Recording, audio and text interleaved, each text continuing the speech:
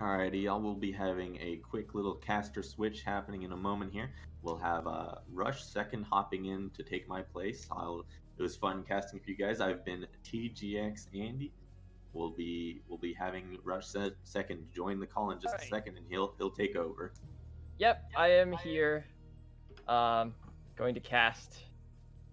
Let's see here. I will spectate Acer. Not Acer. What am I doing?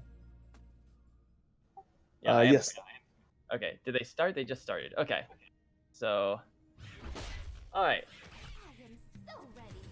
So, let's see what is happening in this game. It is Milloween versus Setsu. We've got a illusory cleaver off in bot lane. Although Acer wants to take that bridge back from Floforian, so hopefully he can do that soon. Alright, finally does it with some bridge buddies. Which now give armored scrats, so that's pretty cool. And here comes Howling Moon. Very well timed to catch the Setsu, making sure her health got cut in half.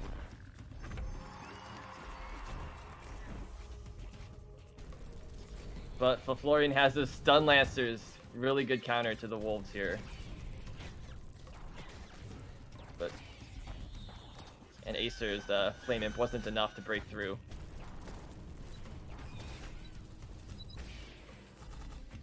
Alright,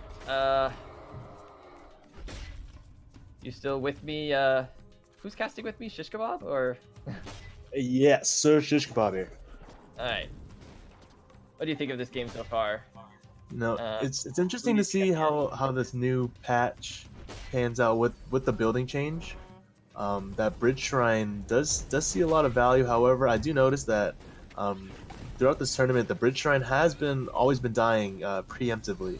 Yeah, and I just need seeing that Floforian did the Setsu jump top lane and managed to keep a flightless dragon alive for a very long time because of it. Now Acer is down below 2,000 HP. So already a lot of pressure on Acer at the moment. And Setsu just immediately jumps right back to finish off that bridge shrine. Floforian with a very fast cycle to make sure Setsu can stay on the field for a very long time. It's actually pretty crazy with that building change. The Screaming Scrat actually can make it all the way to the bridge, that bridge shrine, and be able to do some damage up. Whew, that's a pretty nice counter. Just one mana really hurting the bridge shrine, as well as taking the bridge. We do see Flo coming in super aggressive with the Setsu play, doing so much damage here. Yeah, just he's under been 3 minutes of the game. Extremely aggressive with that all game, and I mean he has to be because Acer has the bridge shrine. Floforian cannot play this game slow whatsoever. So, doing a great job, just keeping this game in his control from the very beginning. See, that's the thing though. Acer has the bridge shrine, yet he's still losing in experience. I don't know if that's because of the bridge shrine placement, being forced to be in front of the master. It's not getting that much value. I think, it's a combination of Acer being unable to protect that bridge shrine, and also Floforian just putting on so much pressure that Floforian has had both of the real bridges for the majority of this game, which ends up being a lot more experience than what a bridge shrine can do to come back. Alright, Acer does have a bit of momentum in the bot lane. Floforian needs to find an answer to this push that's coming in. The Flightless Dragon's going to do a great job tearing through that tank.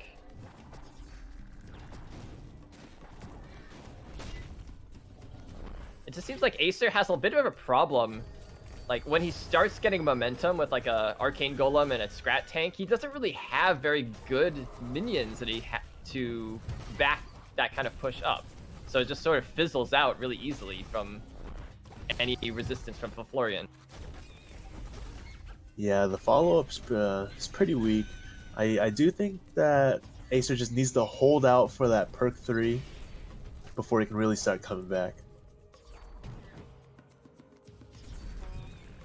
Yeah, I mean, unfortunately, Floforian hit perk 3 first, so in comes the Setsu with the stun laser. might be able to combo down this Golem. Yeah, he used a spell to reset Setsu's attack. Let's see if does he have another spell. If he could stun these wolves, it'd be huge. Yes, there goes. There's gotta be quite a bit more damage done, and another spell my reset. gosh. He's got so many spells, Yeah. he's chaining them one after another. Flo just has that stun lock on the Setsu, and the jump again. Is just, Yeah, this he's is just just when the like Setsu fast cycle deck really just pops off and just can't really be. Acer just can't deal with his aggression anymore. He does have a powered up. The Setsu's back again. Just Acer just couldn't keep Setsu off of himself for like 2 seconds. like a Hydra. You kill one Setsu, and then 2 more come back to replace it. Okay, well, at least it's not that bad. At least it's only one Setsu at all times. That'd be pretty nuts if you could multiply Setsus. I'd at least want to see like a test build from Beta Dwarf or something of that. That'd be pretty hilarious. Anyways, so yeah, the Milloween is down. I'm sure Floforian is very, very happy about that one, because Milloween tends to be a master that makes a lot of players nervous. So I'm sure he's glad that Milloween is down. Yeah, I just think it was a good matchup for Flo. Just having that super aggressive style deck go against the very, very late game control aspect of the Milloween. Yeah. Like, yeah, the really is like fast aggressive strategy really hurts the Milloween Bridge Shrine stuff. Anyway, so it looks like Acer has the Morelia and Diona that he can choose from. So who do you think, which deck do you think would be better in this case? I feel the Diona, just like the Morelia, just takes so much time to build up to that perk 3. That Diona actually has the more impact with her perk 1 and perk 2 and that bear trap. Yeah, that does make sense. I think they are very, very close though. Both I think can deal well with aggression if they have the right deck to support themselves. They both have the master abilities, both have ways they can heal themselves. So can be pretty nice to sort of get out of a sticky situation if your health gets a bit too low. Also, they both have abilities to slow down approaching minions, so also helps them defend themselves. Interestingly enough, though, both Morelia and Diona have that Scrat launcher, and so I see the deck style being very aggressive, coming back from Acer. Yeah, I mean, well, a good way to deal with aggression is be aggressive yourself. It sort of cancels out your opponent's aggression if you're just sort of constantly mashing your minions into each other. So let's see here. The game should be starting soon. Let's see.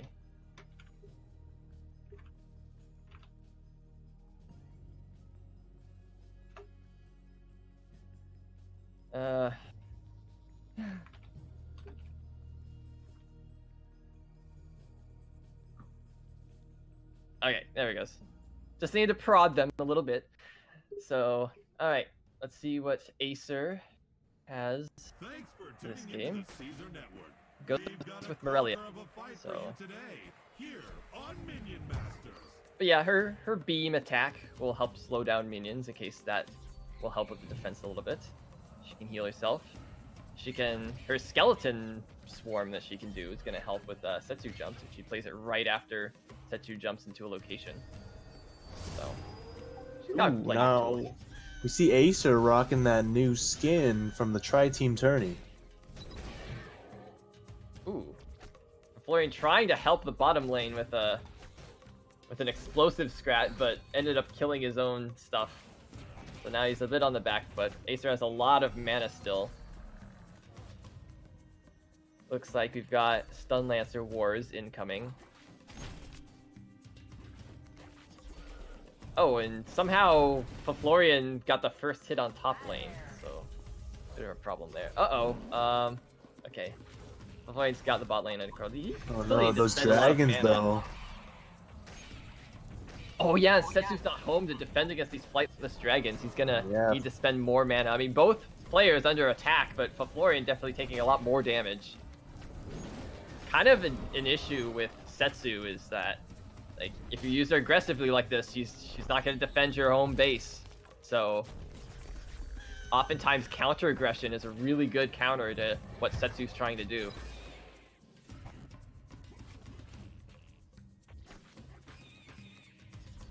See, Acer setting up another light push on both lanes.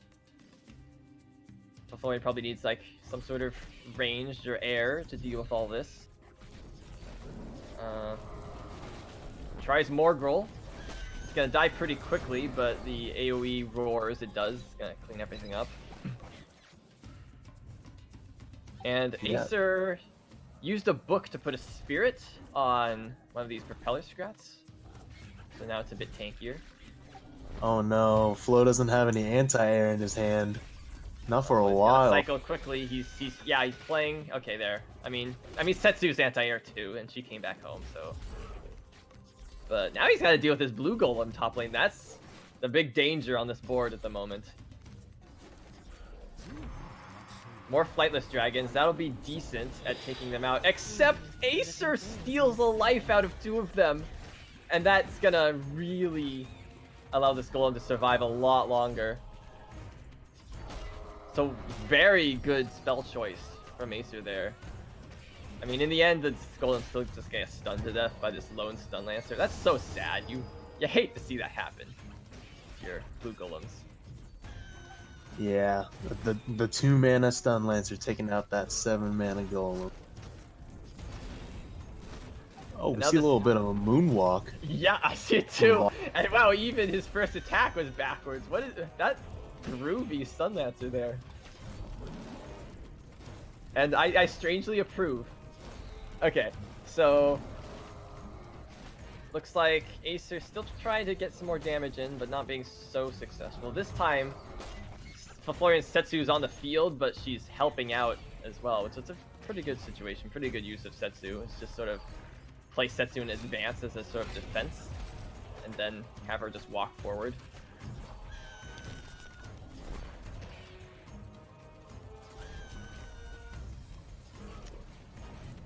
But now, once again, we have another blue golem push in the top lane. Floforian is going to play Setsu very conservatively once again, but these stun lancers are going to make things difficult.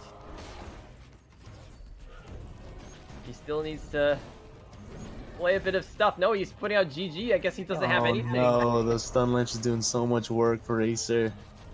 Yeah, just this combination of blue golem and stun lancers. Like, Floforian need a lot more air or something in order to deal with that. And there you have it, folks. Counter that aggression with more aggression. Looks like that playstyle worked out for Acer. Yep. So now series is tied up 1-1. And we'll have to see what Floforian can do now. He's got his King Puff and Volko deck remaining to go against this Morelia. So,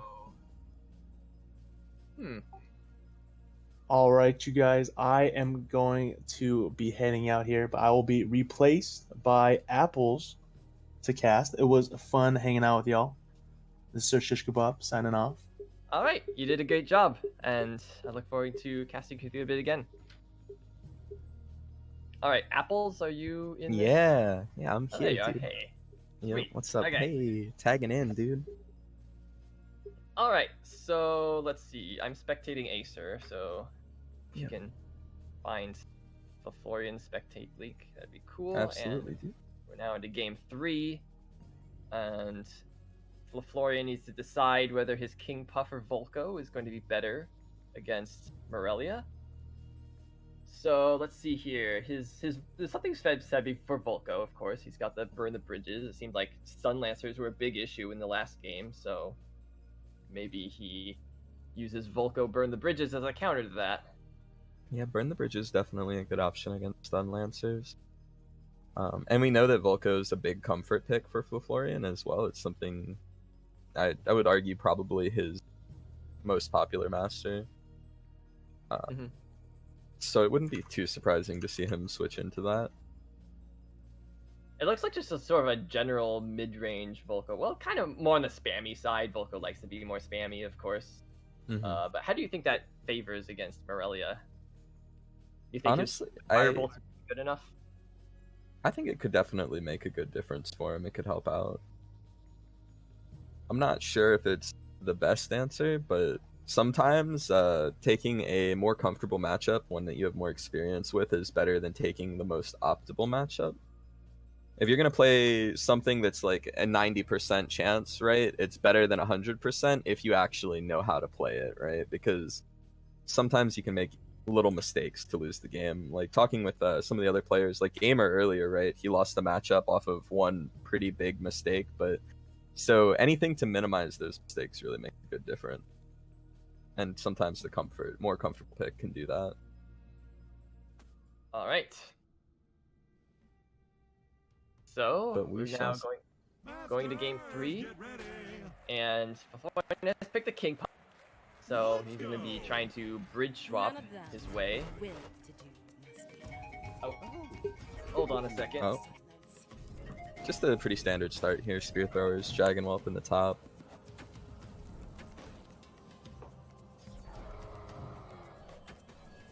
Pretty standard early game, just trying to grab the bridges. Okay, I shut up my phone. I don't know if anyone can hear that, but anyways, so let's see. Acesir is... I mean, game's going pretty slow. Acesir has a bit of an experience advantage. He now is also playing the Scrat Rockets. So, very interesting card. It seems... What do you think about the Scrat Rocket? I think that's the first time I've seen it in... I actually really like it. I think it's a really cool card. I think it's pretty decent too. Saw it a little bit in the last KPC. It got some play. And there's the book 200 to damage, 5 train. strats. I guess it's pretty good value for 5 mana. I haven't personally used it. I sort of took one glance at it and it's like, yeah, it doesn't seem very good. But we'll see if Acesir can prove me wrong. So far this game has been very calm. Yeah, it's a pretty standard start. Been a good advantage for Acesir. He wants the game to go a little bit longer, because if he can get to perk 3, Floforian might be in a little bit of trouble. Yeah, on the other hand, Floforian's really trying to focus on that perk 2. You see he has a really standard King Puff, 4s, 5s. And if he hits that perk 2 without falling too far behind, then he might be in a good spot to turn it around. But right now, Acesir's just got a really good control on the game. He's up 20 XP. Yeah, and the little Scrat Rockets are helping out here. Doing a good job keeping the pressure off Floforian. It's not going to do that much damage, but still it's something. And now, yeah, Acesir's already hit perk 2. Look at all those skeletons that he can play out immediately. Yeah, gets the Horde out with the Howling Moon timing there too. And he has a nice little bit of a push coming through now. Yeah, Floforian does nothing to tank these wolves, so he's going to take a lot of damage to his face here. What, really solid damage from Acesir. Anything you think he has that can deal with the wolves? He doesn't... I don't think he has the best answers for the wolves in general. Like, he has cards that can deal with them in combination, but I don't think there's a single go-to card that'll make it easier. He does have options. He has the Stun Lancers. He has Defensive Chopper in his sideboard, but it doesn't look like he's playing it. Yeah, I haven't seen it in his list here. I don't think he actually played it here, so Stun Lancers are probably going to be one of his better options against it. Yeah, as long as he can make sure they're not stunned by Acesir's Stun Lancers. It looks like that happened top lane, and Acesir has broken through yet again. Floforian's taking more damage. Floforian does have that King Puff perk too, so yeah, he can high roll. Now the momentum's gonna swing in Floforian's favor with this perk too. It's one of the might be the strongest perk in the entire game. Yeah, it's definitely in the top 3, if not the strongest, like single perk by itself. That being said, Floforian is perk 2 now, but Acesir just hit perk 3, and with the advantage he's held all game, Floforian's going to need really high rolls with his perk 2 in order to make the difference, I think. And with that Flame Imp out here, we're going to see the bridge swap in so that the Wolves will and speaking of that damage. Flame Imp, Floforian actually managed to keep it alive by like pushing it out of the range of the Scrat rockets using his Scrat tank. It was like a weird like collision thing that allowed him to keep it alive. But yeah, here comes his dragon, and not sure what Floforian can do about this. Cause yeah, how he manages to deal with this dragon is going to gonna really try and take it to the face, so his minions that he plays can. Okay. Yeah, but he's taking on some. This is that's certainly game. That's he it. tried to play the stun lancers, but he played it into the dragon's acid breath, and they just dissolved instantly. So that was his one trick he needed to win, but they died. So whoops. All right, so Acesir now up 2-1. This is a best of 5 still, so Floforian can come back if he wins 2 more games. But he's got to do it with his which deck? His Volko. It's his last deck. So let's see. Like I said before, the burn the bridges might be what he needs to make sure that the stun lancers can't cause a whole lot of issues that they have. Yeah. I feel like a lot of this is just going to come down to how well he handles the early to mid game too.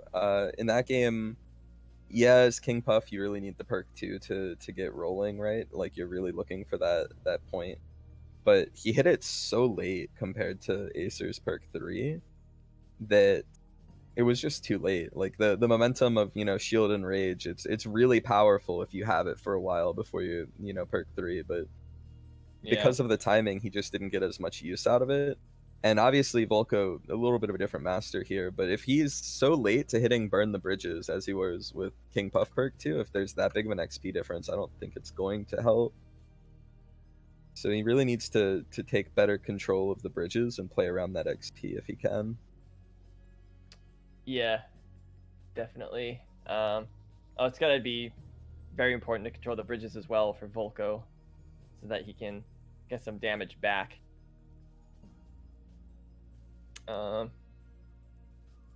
What else? Looking at the other cards that both players have available, I mean, another thing that Floforian needs to think about is the Howling Moon. That has been a big problem for him in the last 2 games as well. It just seems like that quick combination, Stun Lancer's Howling Moon, keeps killing him.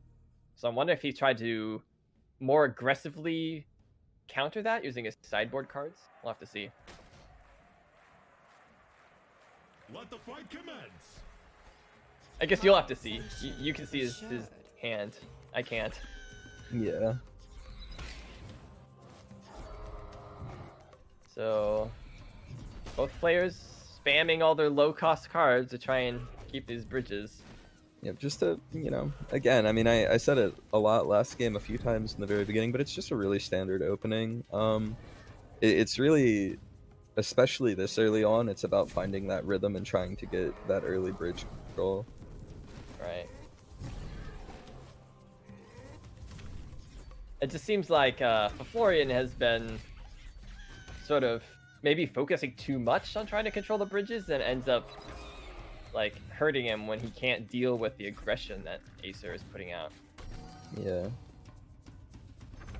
So does Floforian, does he have Defenso Chopper? He does have the Defenso Chopper in his hand. Yeah. That's very smart. Yeah, very good. Look at these Stun Lancers. It's nice to see the Stun Lancers just getting completely destroyed for once. And that's also going to be very good against the Flightless Dragons that Acesir has.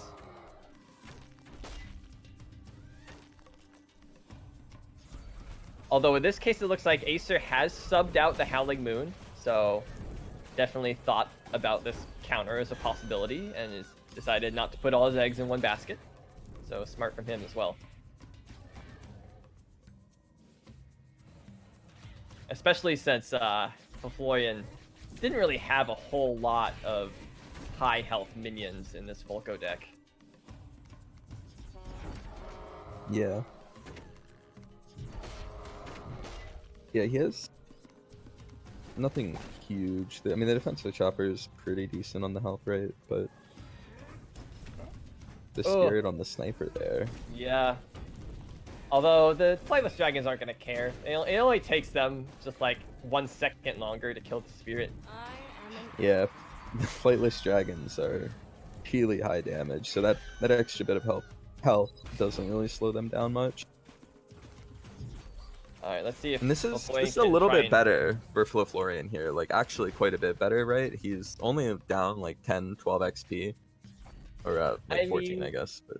Yeah, you could say it's better, but I still think is it enough? It's not good, because Floforian wants to be either ahead in experience or actively killing Acesir with the firebolts, and he's doing neither. And neither, right now. yeah. Yeah, I mean, it's better than the last, but it's not... Is it enough is the question, right? Is it enough to do slightly better when last game was clearly a very one-sided situation? And I don't think this is going to be enough either. I feel like, especially... once Acesir hits the perk 3, right? That's the telling moment. If Floforian can manage to deal with the perk 3 well enough, then it might be okay that he's a bit behind, that he hasn't done any like significant damage. But yeah, Floforian's just constantly struggling to keep this top bridge. He can't do it. Every time he gets something on top bridge, it's like Floforian can just take it back somehow. Either with a small minion or just like a larger push that Floforian can't deal with like on neutral territory. Yeah.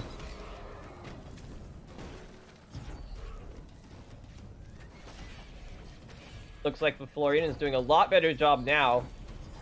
Sort of focusing on top lane a lot. And also getting a lot of base damage in. Suddenly momentum swing. Huge in Floforian's favor. Yeah, it's really looking good for him now, actually. That was one of those moments where the pace of the game just changed completely for him, and now he's not in a bad spot at all. Acer's still going to get this perk 3 soon, and that's really going to be telling how Floforian deals with it, but if Acesir can't pull it off quickly, he's in danger now. He's in real danger, because with the afterburner ticks constantly coming through. Oh, can we kill the sniper? No, the Magma Storm misses the sniper. Sort of the one downside with the Magma Storm is really good at clearing big stuff, but occasionally it'll miss 1 or 2 minions that he wanted to kill. And now, a bit of a heal coming through for Acesir. Very smart putting this turret up in top lane, trying to get better control of this top bridge. He knows that's the important part. He needs to like try to put a little bit more pressure on Acesir so he can't just like play the dragon down and try to end the game. Yeah. Floforian's trying to make that as difficult as possible right now, and you see it's working. Acesir is too scared. He has the dragon in his hand, but he's not playing it because he thinks spending this 8 mana might get me killed if the enemy just plays on the other lane. Now he plays it. It's gonna be a Magma Storm from Floforian really quickly. Yeah, to but do some damage to it. It's not gonna kill it. It's just a thick dragon. It's not gonna die to a Magma Storm. That's for sure. Yeah, no, it's not gonna put it out. It's gonna do some damage to it, maybe help him a little bit. And now that the dragon's on the bridge, if Acesir can just hold this bridge and he can support this push without dying to the bot side, he's going to be okay. But another Magma Storm comes out, and the dragon's starting to look a little bit damaged here. I mean, it's pretty hurt, but yeah, he got close. Oh. Okay, wait, that was weird. The dragon sort of turned around to spit on the flightless dragons, or at least it looks like it was, but then didn't. So the flightless dragons killed it. So. And this is really Floforian's game. He just needs to hold the bridge for just a little bit here and get some shots across. He's really in the position now to win. Yeah, I mean, the last thing in his way to winning here are these 2 snipers that are gonna try to take over this top bridge, and Acesir, of course, now realizing that he needs to have that top bridge at all times at this point, but that turret's gonna make it so difficult.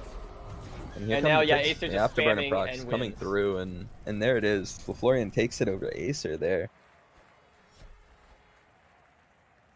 So that's going to be 2-2. We're tied up. And now, going into the final game, Acesir now just has his Diona remaining. So that's gonna be interesting. We might. This Diona deck does have a few like direct damage things, but I'm not sure he's gonna want to use those because it's kind of hard to out aggress the Volko. You typically need to like sort of control and just like make sure you keep the marked bridge. So sort of reckless aggression like this rammer and Scrat launcher that this Diona deck has might be swapped out just because might get him killed in return. Yeah. What else? He's got an aimbot in that deck, which is very interesting. Though that might be swapped out too, because he doesn't want that to die to burn the bridges. And it will, if he. Yeah. Yeah, it'll I guess that's one good thing about the standard. I mean, the non sideboarded Diona deck is there's not a whole lot in there that dies to burn the bridges. Really, just like stun lancers, marines, and the aimbot. So if he can, I mean, swap yeah, out there's some of those, nothing. he'll be good. Not as many like crucial units to die to burn the bridges, right? Like, which is definitely good for him. We might see this Harbinger too. Yeah, we could definitely see the Harbinger. Interested to see what he ends up bringing here, what he changes. Well, one card that I definitely think should be in his deck for this coming is the Dragon Whelp. That's sitting as sideboard. It's very, very strong against all Volkos. Volkos hate that thing. So, alright, we're going to the final game of this match. Masters, get ready. It's on. So, let's see how this goes. And yes, Acesir does have the Dragon Whelp. He kept the aimbot though, which is interesting.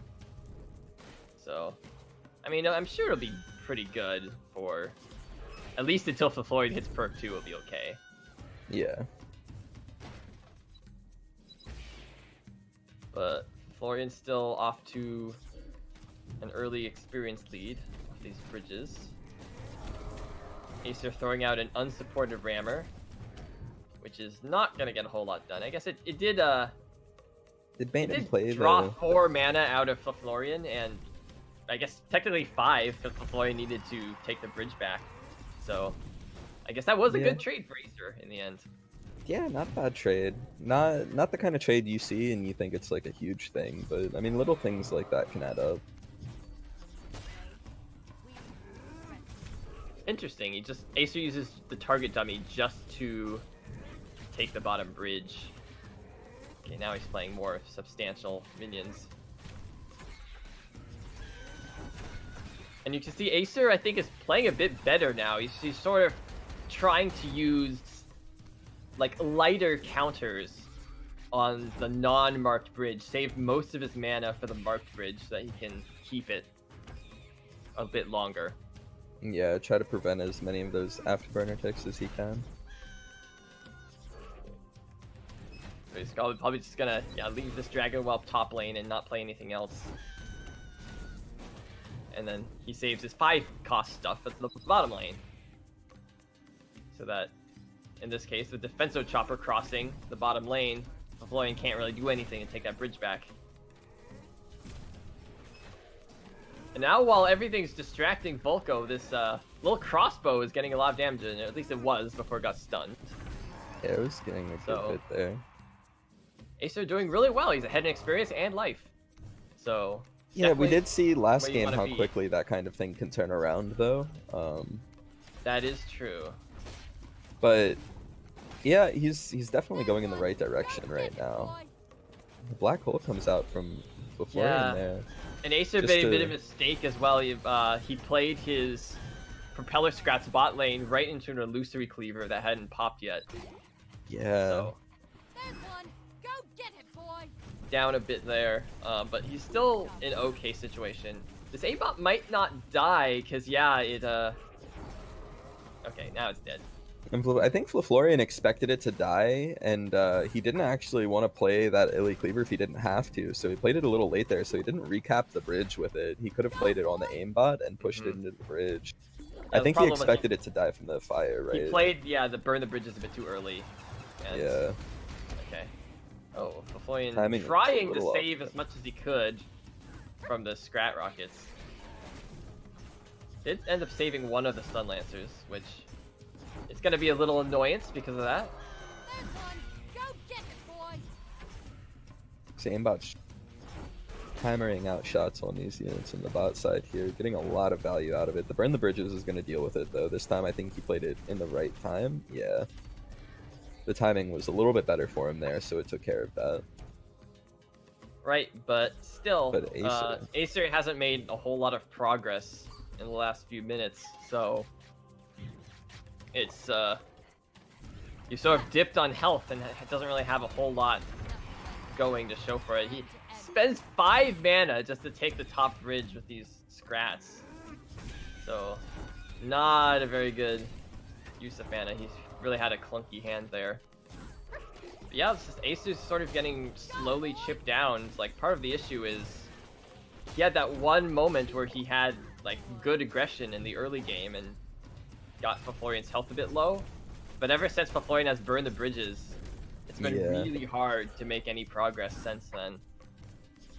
Yeah, burn the bridge is really doing a lot for him. Oh, there's a green health potion on top lane. Ruffles is gonna try and get it. Let's see if he can make it in there. It. He got it too. That's, a little bit of a heal for Acesir there. For Acesir, so that's really big actually. Any every bit counts. Especially in the way the matchup's going right now, it's very helpful for him because he's up a good bit in XP. The big risk for him right now is getting burnt out through Afterburner. So every time he can get one of those heals out, really. Yeah, and he's also taking chip damage from like silly sources. Like he just sort of let that warrior in top lane hit him in the face, which I don't agree with at all. It looks like he's also gonna let this rage defensive chopper hit him. That's doing 75 damage a hit. That's not damage that really he can builds afford up. to take here. Meanwhile, Floforian's dealing with all this other stuff on the bot lane, but it's not going to do that much damage. And now Acesir getting toward critical HP. He needs to be really careful here. This Rammer just is kind of 4 mana wasted into these Stun Lancers. Yeah. Oh, maybe not. He gets. No, he doesn't quite get it through there. Everything's raged. There's like and no way that's it's gonna make it certainly through. Looking like game for Floforian now. It looks like he's going to take this game over Acesir, especially the black hole comes in from the aimbot. This isn't I'm good. not sure that Acesir has the tools to stop this. This is a lot of raged units pushing in, and the Afterburner as he controls the bridge in the bot side, and he's at 40. One more tick from the Afterburner. He's playing out these traps, trying to hold the bridge and just kind of spamming everything he can, and there it is. All right. Just couldn't get control of the bridge. He really couldn't capitalize on the early advantage. Burn the bridges really came in big. Yeah, just couldn't deal with all the different sources of damage that Floforian had available as a Volko. So, looks like Floforian then advanced.